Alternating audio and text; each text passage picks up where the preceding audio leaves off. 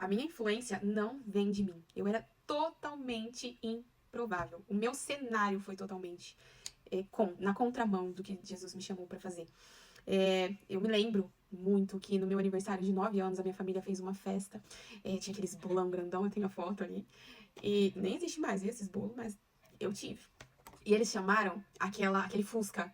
Fusca do Amor. Ah, eu não lembro nem o nome. Era Rosana, se eu não me engano, mensagens na época. E eu lembro que todo mundo empolgado. E ela, Aline, eles tinham. Eu lembro que eu só queria cavar um buraco no chão e entrar. Aquilo pra mim foi por muitos anos da minha vida traumático. Hoje eu entendo, eu levo com leveza, mas pra mim, na época, foi traumático.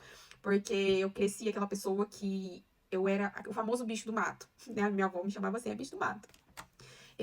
Por exemplo, se tivesse uma festa, se essa festa não fosse assim com o máximo de pessoas que era do meu convívio, eu nem cogitava ir. E se fosse, eu iria, mas eu sempre queria ser a primeira a chegar pra não ter que sair cumprimentando todo mundo. Porque era melhor eles vir me cumprimentar do que eu ir cumprimentar eles. Fotos de família, amigos, eles não têm.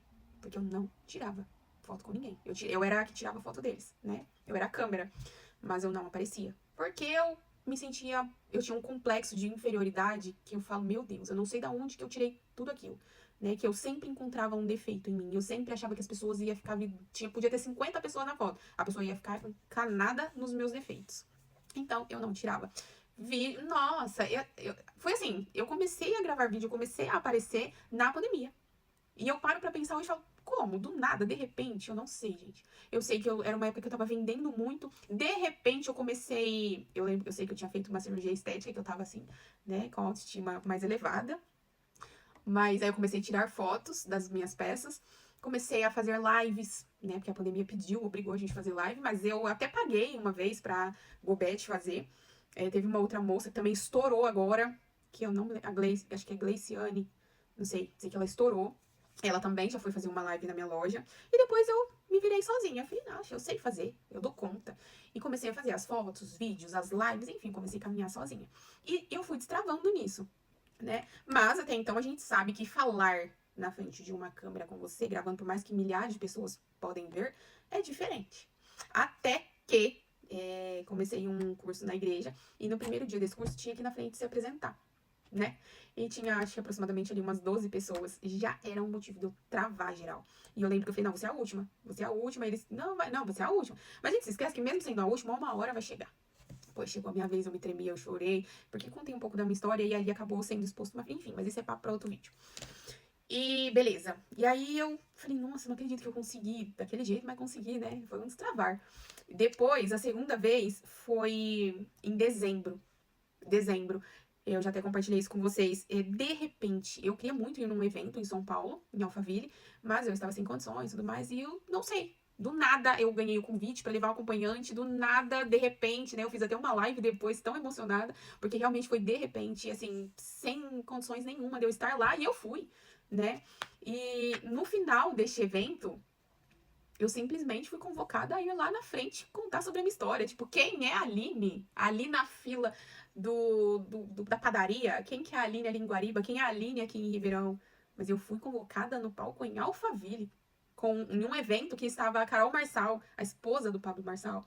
E na hora eu pensei em rejeitar o convite. Eu falei, não, chega, acabou. Eu falei, eu vou, porque a gente tem que se posicionar. Né? Porque às vezes você pede tanto uma coisa para Deus, mas às vezes ele não vai te entregar, assim, exatamente, mastigado do jeito que você acha. Ele vai te dar a oportunidade de conquistar aquilo. E eu lembro que eu chorei menos do que eu imaginei que eu ia chorar, porque foi uma fase muito difícil da minha vida, o ano passado. E, enfim, falhei, né, terminamos. E eu fui, assim, pro hotel, extasiada. Eu falei assim, meu Deus, foi eu mesmo, né? E aí cheguei, fiz a live, falei, gente, estejam preparadas pro de repente de Deus, estejam, porque é isso que tá acontecendo na minha vida agora, foi um de repente de Deus, né? Se Deus falar que você vai pisar em lugares que você nunca imaginou, que você nunca sonhou, Ele vai fazer. Como? Não sei. Eu sei que eu tava lá. Ele já me prometeu outras coisas, eu também não sei como vai acontecer, mas eu sei que eu vou chegar lá de um jeito, então eu só tenho que me preparar pra isso.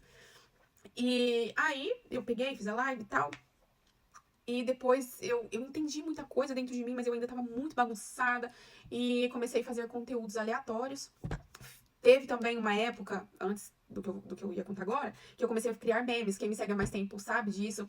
Criamos memes ali do nosso dia a dia, nossa família e tal. E teve um vídeo que ele estourou, que deu milhões de visualizações, de compartilhamentos, enfim. E a gente cresceu. E aí, todo mundo, nossa, tá chegando nos lugares, a pessoa me olhava, dava risada. Até eu entender que era por causa do vídeo, porque eu não tava conseguindo acompanhar a proporção daquilo tudo. Mas enfim, aí voltei pros caminhos do Senhor, né? Eu ouvi o meu chamado novamente. E aí, alguns desses vídeos começaram a incomodar. E não porque tinha algo, assim, obsceno, muito, assim, escandaloso, porque eu sempre fui uma pessoa centrada, sempre fui bem... Ai, qual que é a palavra correta? Eu sempre fui muito consciente do que eu estava fazendo e do meu lugar, né? Mas nesse vídeo em si, que estourou, que deu milhões, eu falava um palavrão. E isso começou a me incomodar.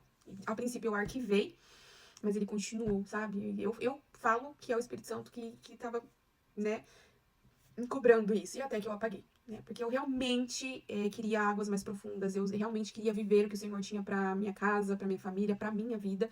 Então a gente precisa se posicionar, precisa fazer algumas renúncias, porque essas pequenas brechas, né? Esses pequenos nada a ver, isso aqui não tem problema, que dá legalidade, né? Que nos trava, que nos impede de verdadeiramente acessar o que o Senhor tem pra nós.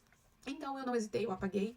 E depois que eu voltei de São Paulo, com a vida ainda toda desorganizada, não sabia pra onde que eu ia, eu sabia que eu ia me mudar de cidade, mas eu ainda não sabia se eu ia voltar lá pra São Paulo, se eu ia vir pra Ribeirão, pra onde que eu ia, e orando ao Senhor, comecei a criar conteúdos aleatórios, né, nesse meu momento de confusão, porque eu falava assim, eu não posso perder o engajamento do perfil, e era um tempo que Deus só estava me pedindo pra descansar.